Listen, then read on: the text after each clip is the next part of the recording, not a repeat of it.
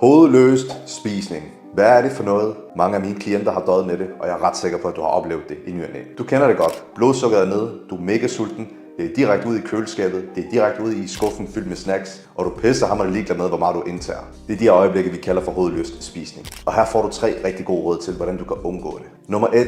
Sørg nu altid for at spise til tiden. Lad dig ikke gå alt for lang tid mellem dine måltider, fordi det er der, du kan ende ud i hovedløst spisning. Nummer 2.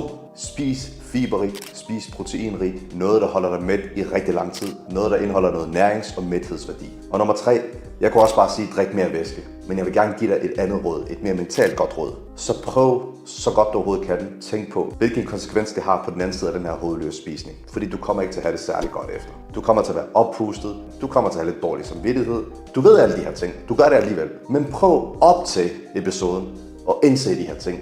Det vil i hvert fald hjælpe dig, måske en lille smule. Døjer du også med hovedløs spisning, så prøv at kommentere det herunder.